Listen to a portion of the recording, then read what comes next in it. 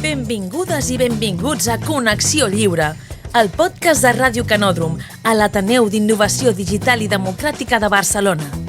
Avui obrim parlant de la tecnologia com a un bé públic. Prepareu-vos perquè comença Decidim Fest 2025.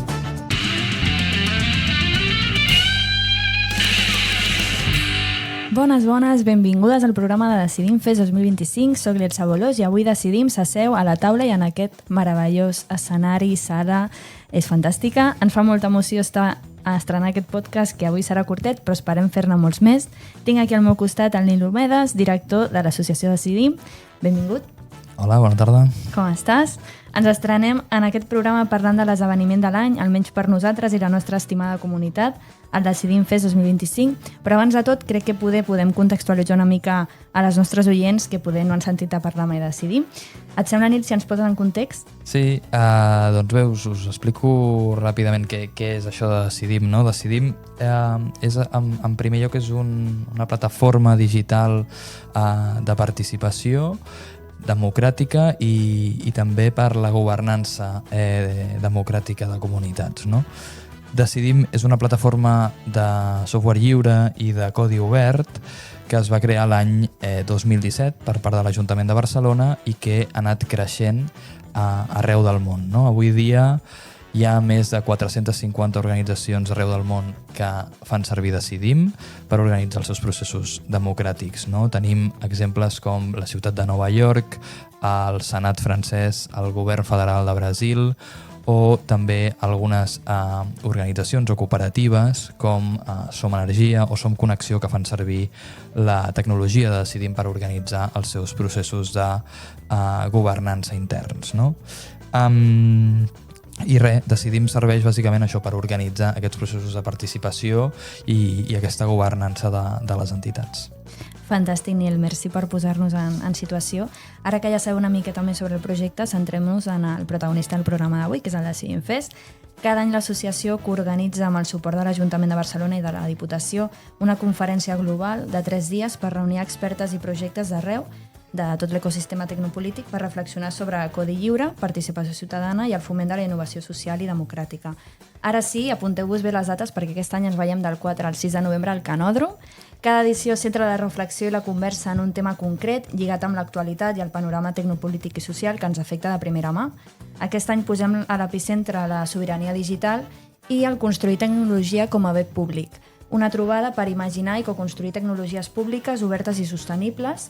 Aquest festival reunirà veus clau, institucions públiques, comunitats digitals, organitzacions socials i activistes que impulsen una altra manera de fer i pensar la tecnologia. Però abans de seguir, anem a baixar el nivell i expliquem què vol dir això de construir tecnologia com a bé públic. Doncs és una molt bona pregunta. Jo crec que un bon exemple, un bon paral·lelisme és parlar de la tecnologia i entendre la tecnologia com a servei públic. No? Igual que entenem que la salut, els hospitals o l'educació han de ser públics, han de ser de lliure accés, no?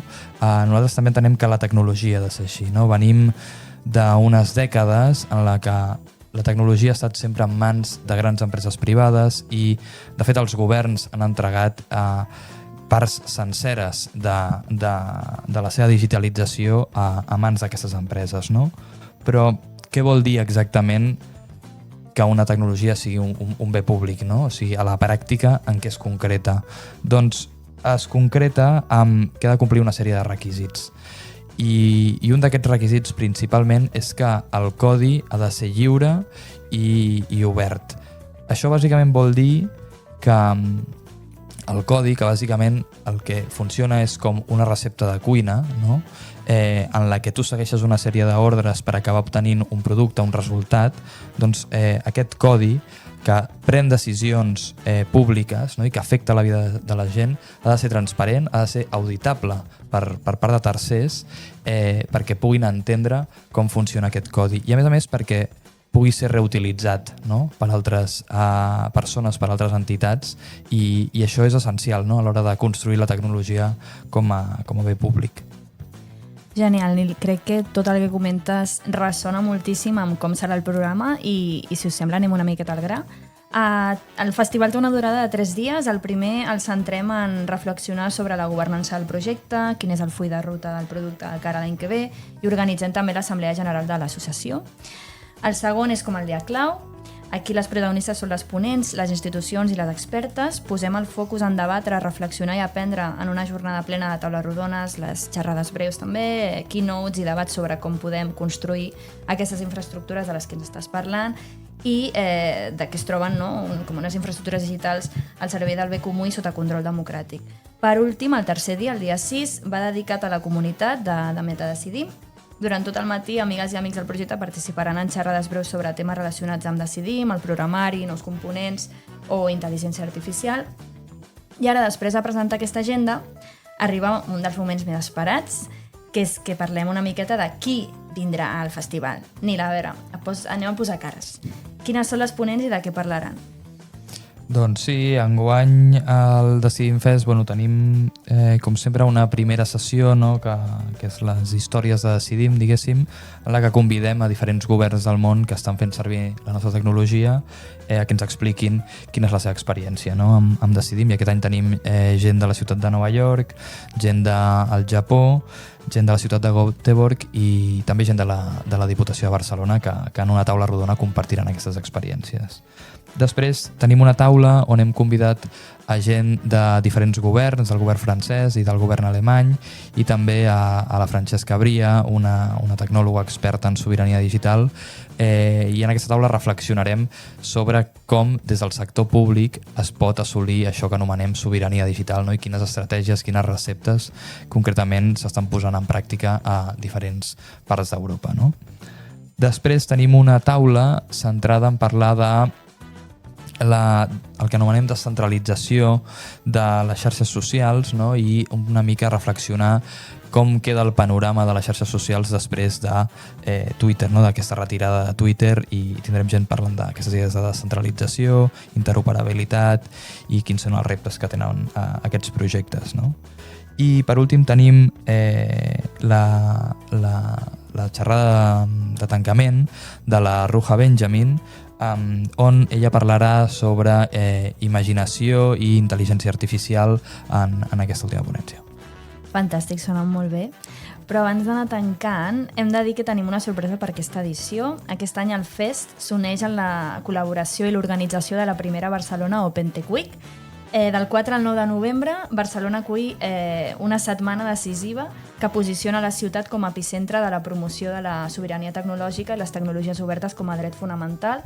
Aquesta iniciativa junta en el mateix paraigües una sèrie d'activitats i esdeveniments com el Decidim Fest, el Mozilla Festival, que està organitzat per la Fundació Mozilla, o la Conferència Europea 4D, Digitalització Democràtica i Drets Digitals, organitzada per XNet i Accent Obert, i que representa una declaració aquesta setmana que reivindica les tecnologies democràtiques al servei de la gent. Una col·laboració excepcional que va més enllà de l'OpenTech d'aquesta setmana, perquè el Decidim Fest també té cabuda al Mozilla Festival, oi, Nil?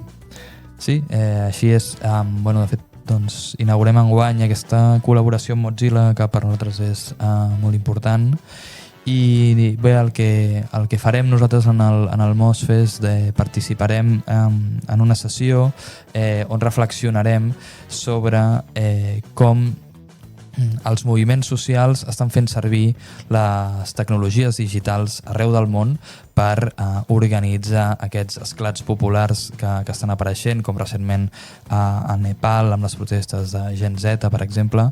I bàsicament en aquesta taula comptarem amb diferents activistes, tecnòlogues i gent experta que discutiran sobre com els moviments socials es poden apropiar de les tecnologies per transformar el món. Perfecte. Així que realment tenim un principi de novembre molt, molt mogut. Nil, ens hem d'anar acomiadant, ha sigut curtet, però tranquil·les que hem vingut al podcast per quedar-nos. A Metadecidim podreu trobar tots els detalls del programa, les ponents i sobretot el registre per apuntar-vos al Fest. Moltes gràcies, Nil. I al següent capítol us portarem tota la crònica del festival i de l'Open Tech Week. Ens veiem i gràcies. Si vols seguir escoltant, apunta't al nostre butlletí a través de la web del Canòdrom i no t'oblidis de seguir-nos a les xarxes socials. Gràcies per escoltar Ràdio Canòdrom. Connexió lliure.